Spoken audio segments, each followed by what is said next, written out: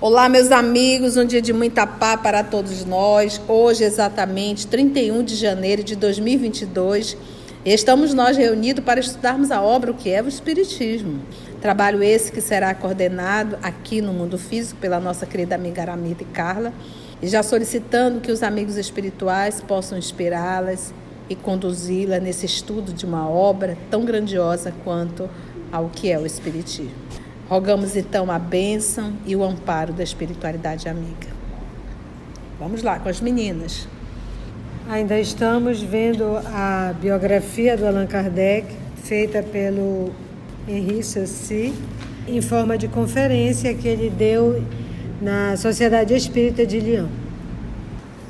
Um dos primeiros resultados das minhas observações foi que os espíritos, não sendo senão as almas dos homens, não tinham nem a soberana sabedoria, nem a soberana ciência, que o seu saber era limitado ao grau do seu adiantamento e que a sua opinião não tinha senão o valor de uma opinião pessoal. Esta verdade, reconhecida desde o começo, evitou-me o grave escolho de crer na sua infalibilidade e preservou-me de formular teorias prematuras sobre a opinião de um só ou de alguns. Então, para ver que hoje isso é uma coisa que ainda tem espíritas que acreditam em qualquer comunicação, qualquer espírito que dê, ele diz que um dos primeiros resultados das observações foi que os espíritos nada mais eram que a alma dos homens sem o corpo físico e que eles tinham a inteligência conforme também tinham os homens, e tinham a variedade desde o ignorante ao sábio, a tudo. E ele disse que isso evitou o grande perigo de crer que eles eram infalíveis e na opinião de qualquer um, e ele passou a aceitar a opinião de vários. É interessante notar que ele fala que foi uma das primeiras observações, e hoje já mais dos 100 anos, ainda tem espírita no mesmo erro, né? Porque espírito tal falou, porque isso falou. E não faz essa peneira e nem esse estudo para saber que é a primeira noção a ter, né? Só o fato da comunicação com os espíritos, o que quer que eles pudessem dizer, provava a existência de um mundo invisível ambiente. Era já um ponto capital, um imenso campo franqueado às nossas explorações, a chave de uma multidão de fenômenos inexplicados. O segundo ponto, não menos importante, era conhecer o estado desse mundo e seus costumes, se assim nos podemos exprimir.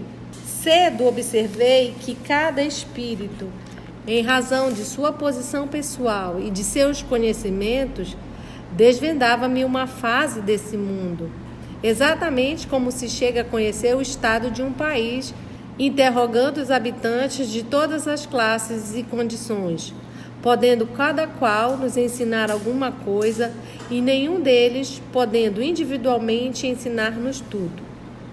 Cumpre ao observador formar o conjunto com o auxílio dos documentos recolhidos de diferentes lados, colecionados, coordenados e confrontados entre si.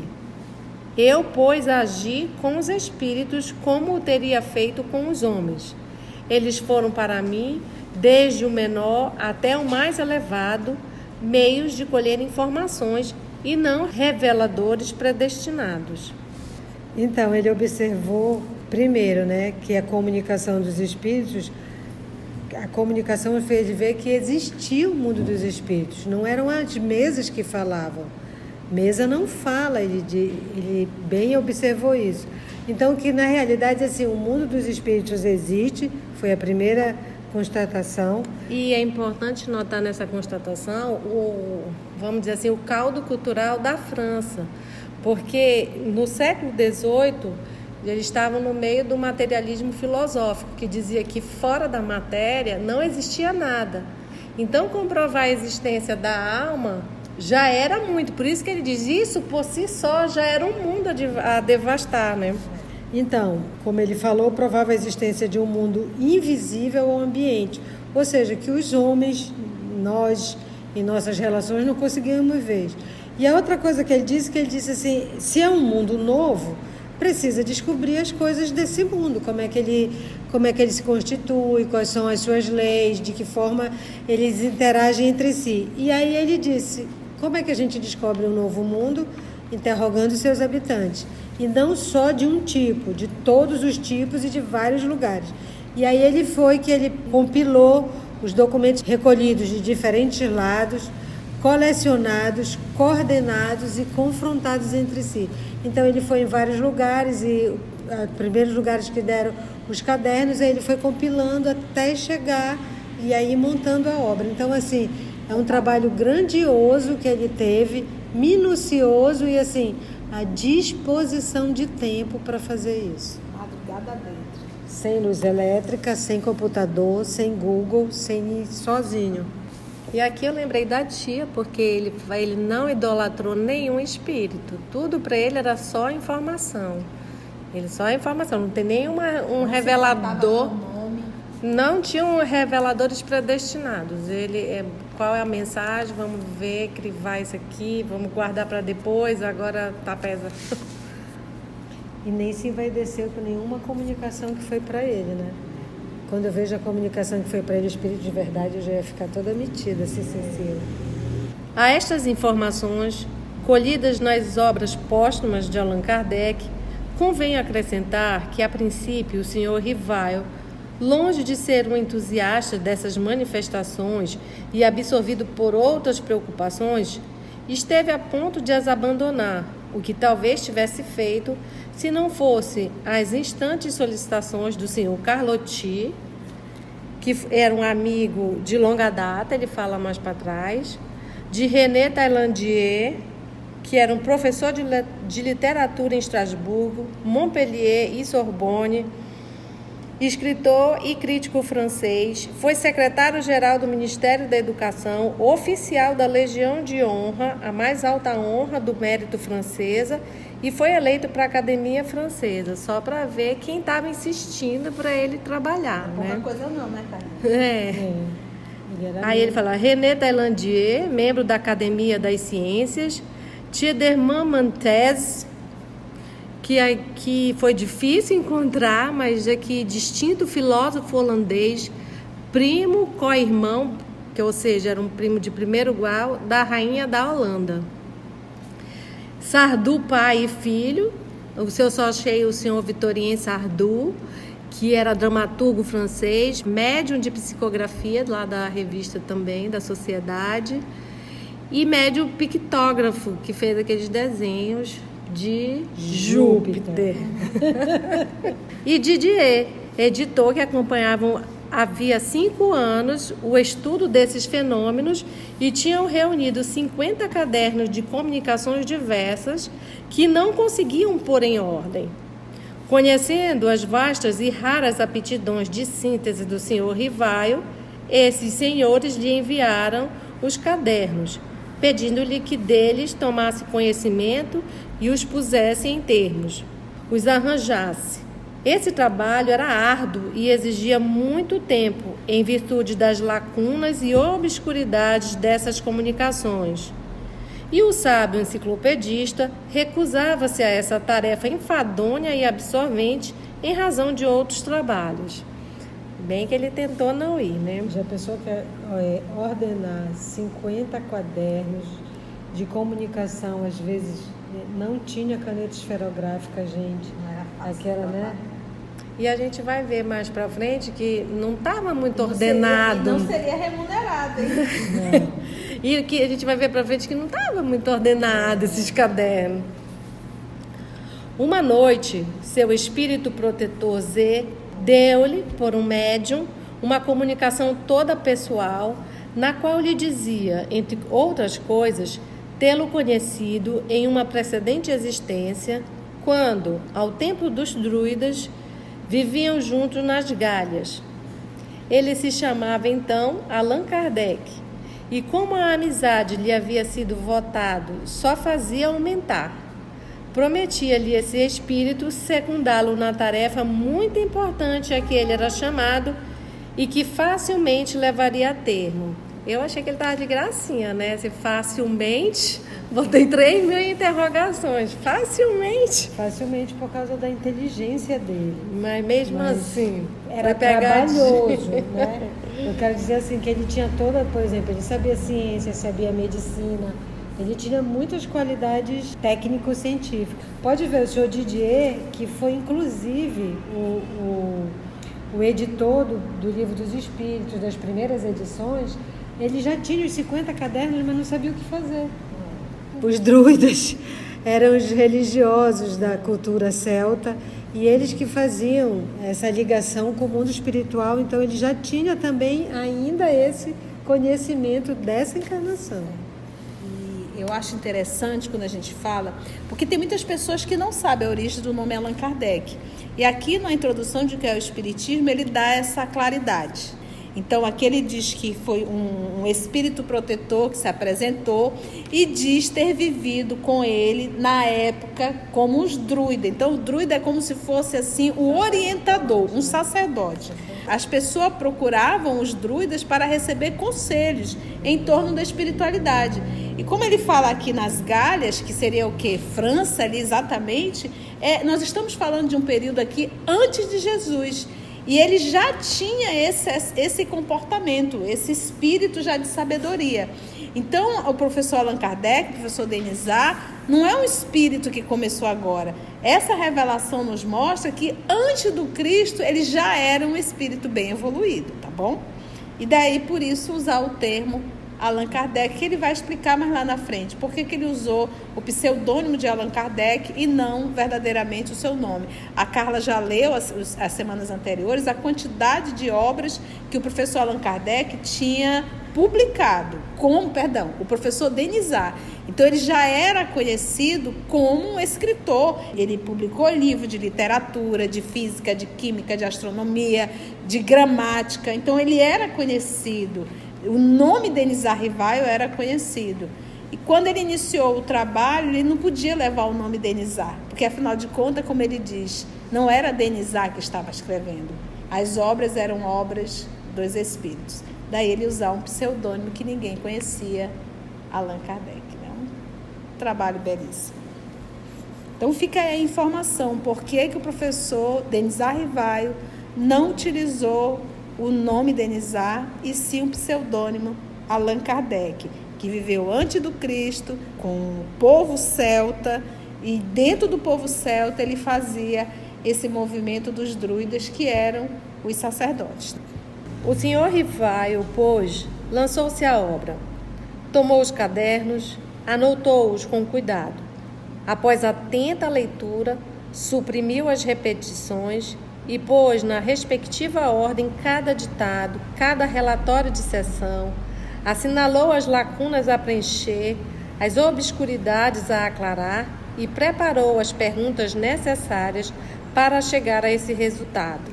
Porque à medida que ele foi vendo o material, foi surgindo dúvidas, e aí ele foi elaborando as... E também ele, como enciclopedista e cientista, esse é o método científico positivo, que é diferente de opinião, que passa por etapas rigorosas e depende de evidências. E as etapas são pergunta, hipótese, experimentos, conclusão e refinamento dos resultados. Então a gente vê que realmente ele fez tudo isso para dentro da doutrina espírita. E esse ainda é a metodologia do método científico, ainda é o mesmo. Até então, diz ele próprio, as sessões em casa do senhor Baudin não tinham nenhum fim determinado. Propus-me aí fazer resolver os problemas que me interessavam sob o ponto de vista da filosofia, da psicologia e da natureza do mundo invisível. Comparecia a cada sessão com uma série de questões preparadas e metodicamente dispostas. Eram respondidas com precisão, profundeza e de modo lógico.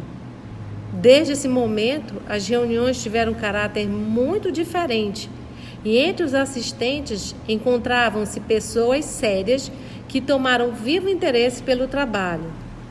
Se me acontecia faltar, ficavam as sessões como que tolhidas, tendo as questões fúteis perdido o atrativo para o maior número.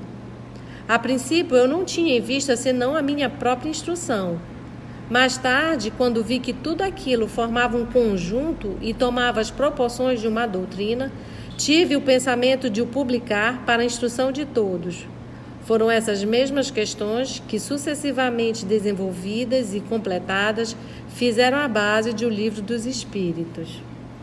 Então, ele disse que ele começou a ir às reuniões semanais na casa do senhor Baudin, que era o que tinha um estudo mais sério, mas mesmo assim, para ver que as perguntas dele já tomou outra proporção as reuniões, porque depois de ele compilar os cadernos, tirar as repetições, assinalar o que precisava de preencher de lacunas, ele levava as perguntas.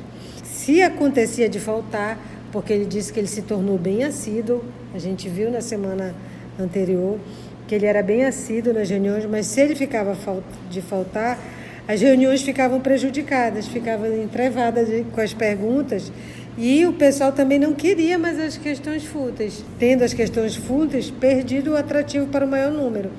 E aí... Porque as primeiras reuniões era para diversão, quem tá aí? Bobagem, só essas bobagens. Com certeza a gente vê as perguntas dele, isso é outro nível. Diz, olha, tempo. Por que eu não pensei nisso antes? Eles são inteligentes, né? Esses seres que a mesa é inteligente, né? E ele perguntava e reperguntava, e aí ele disse que perdeu o atrativo, e aí ele disse que no começo ele só era para a instrução dele, né? Que ele viu que tinha uma causa inteligente, ele queria saber. Mas quando ele viu que isso tinha um conjunto e tomava uma proporção, ele pensou em publicar. Tanto que a primeira edição do Livro dos Espíritos só tem 500 e poucas questões. Só tem 500 e poucas. Só 500 e poucas. Não, é porque a gente acha, né? E a segunda, porque assim, para ver a rapidez dele. A rapidez que esse homem tinha de fazer e compilar. E não era assim, gente, ele não tinha nem máquina de escrever, para dizer assim, datilografei tudo, levei os manuscritos. Era tudo escrito e não tinha bique, não. Não tinha esferográfica, era pena, era lápis ou lápis. E não tinha energia elétrica. Então ele trabalhava à noite. Era assim, tudo bem... Aquela velhinha. Bem rústico. E assim, e ele já pensava, isso aqui, 1800 e pouco ainda, 1854, 55, 56. Ele já pensava que uma coisa que dá para ver em questões de psicologia. A psicologia vai tomar uma proporção apenas em 1900 com Freud. Ainda não tem, e ele já tem coisa que ele já vai adiantando aí. Em 1856, o Sr. Rivaio frequentou as reuniões espíritas que se realizavam à rua Tiquetone, em casa do Sr. Rustan, com Mademoiselle Jaffé, sonâmbula, que obtinha como médium comunicações muito interessantes com o auxílio da cesta aguçada, arranjada em forma de bico. Fez examinar por esse médium as comunicações obtidas e postas precedentemente em ordem. Esse trabalho foi efetuado, a princípio, nas sessões ordinárias, mas, a pedido dos espíritos, e para que fosse consagrado mais cuidado, mais atenção a esse exame, foi continuado em sessões particulares. Então, já vê aqui que ele se submete mesmo ao que os espíritos pedem. E os espíritos já solicitam que, olha, nada mais de sessão para todo mundo, faz sessão particular, que é igual nas gravações, né? Quando tem menos gente, mais o trabalho rende. Para ele render mais o trabalho, ficou só nas sessões particulares com as questões dele e com a sonâmbula para obter essas respostas e caminhar o trabalho, né? Sabe que os espíritos sabem o tempo todinho que ele tinha. Não me contentei com essa verificação, diz ainda Allan Kardec, que os espíritos me haviam recomendado. Tendo-me as circunstâncias posto em relação com outros médiuns, toda vez que se oferecia ocasião, eu a aproveitava para propor algumas das questões que me pareciam mais melindrosas. Foi assim que mais de 10 médiuns prestaram seu concurso a esse trabalho. E foi da comparação e da fusão de todas essas respostas coordenadas, classificadas e muitas vezes refeitas no silêncio da meditação, que formei a primeira edição de O Livro dos Espíritos, a qual apareceu em 18 de abril de 1857. Então você vê aí que apesar dos espíritos orientarem, olha, só com aqui a Mademoiselle Jaffé, sessão particular, ele não, quando tinha uma oportunidade, ele me explique uma coisa, e me explique você também, e você. E achei interessante até, Margarida, que depois de tudo, ainda a meditação dele sobre tudo isso, né? Não, e ele tinha muito material. Poxa, nós estamos falando de um espírito que foi um druida, na época dos celtas. E nessa encarnação, o homem estudou com Pestalozzi. O homem era professor de química, professor de física. E naquela época, para o caba ter o título de doutor em medicina, para o caba ter título de mestre, era mestre mesmo. Entendeu? Cidadão ser chamado de professor, era professor mesmo. Então o caba manjava até aula de astronomia. Então ele tinha bastante conteúdo para ter discernimento do que ele estava lendo, porque as perguntas que ele fazia eram perguntas extremamente intelectuais. Basta a gente pegar o Livro dos Espíritos. Primeira pergunta: que é Deus? Por que ele não colocou o artigo definido? O que é Deus? O que é? Então você vê que ele já fez uma pergunta sabendo que não era uma pessoa, que não era algo definido. Que é Deus? Mas tinha que ser uma mentalidade acima da época, assim, e até com esses conhecimentos, não só os científicos, mas os espirituais, como o druida que ele foi, para ele ter essa curiosidade aguçada de ir atrás, de ver o que era isso. Para poder lhe fazer a pergunta que, assim, o que é Deus, né? Não o que ou quem, é que é Deus.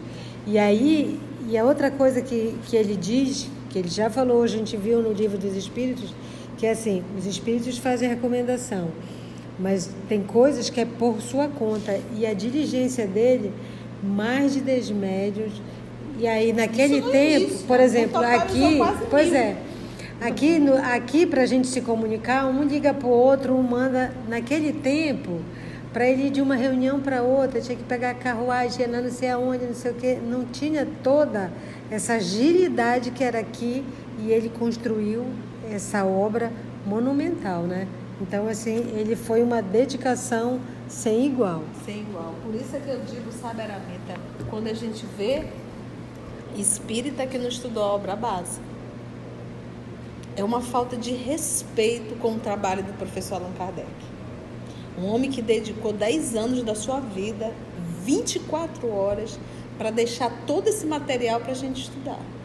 Nós vivemos em um período de uma Idade Média que não se podia conhecer o que estava dentro do livro sagrado. E a gente se viciou nisso. Então a gente diz, me diz aí, fulano, o que tu acha disso? Fulano, o que... Poxa, vai na obra.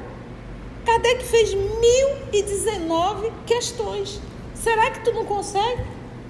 Então nós estamos viciados num eu acho que. Para desse eu acho que. E vai realmente para a obra. E é fácil, porque você pega o Livro dos Espíritos, você vai lá na introdução, lá no índice. Você vê o que você quer. Você vai lá atrás, está tudo lá. E a quantidade, pouquíssimos espíritos leram a introdução do Livro dos Espíritos. Só a introdução do Livro dos Espíritos vai te dar uma base para a doutrina fantástica. Então é uma falta realmente de respeito com o trabalho do professor Denis Arrivai. E ele compilada, vista e revista e revisada.